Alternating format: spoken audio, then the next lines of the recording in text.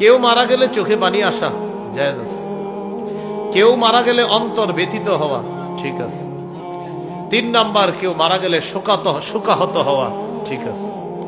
4 number, কেউ মারা গেলে এমন কথা বলা যাবে না যেই কথায় আল্লাহ অসন্তুষ্ট হয়, এটা ঠিক নেই।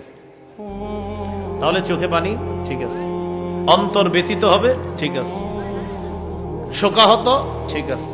কিন্তু আপনি উল্টাপাল্টা কথা বলবেন মুখ দিয়া, এটা অন্যায়। যেমন অনেকে মারা গেলে আমরা পোস্টারে লিখি অমুকের অকাল মৃত্যুতে আমরা শোকাহত। কি লিখি? অমুকের অকাল মৃত্যুতে আমরা শোকাহত, তার বিদেহী আত্মার মাগফিরাত কামনা করছি।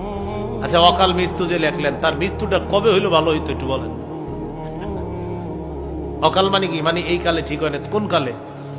অনেক সময় দেখবেন আপনি 50 বছরের একজন মারা গেছে, এখানেও লেখে অকাল মৃত্যুতে শোকাহত। হে কবে মারা গেলে ঠিক আছে?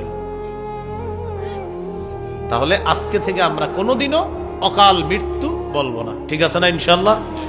অকাল মৃত্যু বলে কিছু নাই, যার মৃত্যু যখন নির্ধারিত তখনই তার মৃত্যু হবে। অকাল মৃত্যু এই জাতীয় কথা আমরা মুখ দিয়ে বলবো না। আজকে থেকে আমাদের আকীদা বিশ্বাস, যার হায়াত যতদিন তার মৃত্যু হবে সেদিন, অকাল মৃত্যু বলে কিছু নাই। আমরা এই জাতীয় কথা বলবো না। কোন পোস্টারে লেখা দেখলে বুঝিয়ে শুনিয়ে এটা কেটে দেওয়ার ব্যবস্থা করবো। ভাই অকাল মৃত্যু লিখবেন না, লেখেন অমুকের মৃত্যুতে আমরা শোকাহত, বাস এতটুকু লেখেন। আল্লাহ কথাগুলোর উপর আমল করার তৌফিক দান করেন। সূরা আনকাবুতের 57 নম্বর আয়াতে আল্লাহ বলেন, কুল্লু নাফসিন যায়িকাতুল মাউত। আল্লাহ তাআলা বলেন, প্রত্যেকটা নফস মৃত্যুর স্বাদ গ্রহণ করবে, প্রত্যেকটা আত্মা মৃত্যুর স্বাদ গ্রহণ করবে।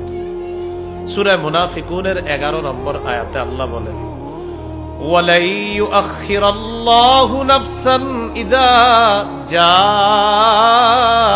আজালুহা। আল্লাহ তাআলা বলেন, কারো মৃত্যু আসার পর কিছুতেই আল্লাহ কাউকে আর সামান্য সময় সুযোগ দিবেন না। সূরা আরাফের 34, সূরা ইউনূসের 49 নম্বর, এই 2 আয়াতে আল্লাহ বলেন, লিকুল্লি উম্মাতিন আজাল ইযা জাআ আজালুহুম ফালা ইস্তাখিরুনা সাআতাও ওয়ালা ইস্তাকদিমুন। প্রত্যেকটা মানুষের মৃত্যুর সময় নির্ধারণ করা, যখন মৃত্যু আসবে আগেও হবে না পরেও হবে না, ওই সময় তার মৃত্যু হবে। তাহলে বলেন অকাল মৃত্যু বলে কিছু আছে? এই আকীদা আমাদের রাখতে হবে। সূরা নিসার 78 নম্বর আয়াতে আল্লাহ বলেন, আইনামা তাকুনু ইউদরিকুমুল মাউত।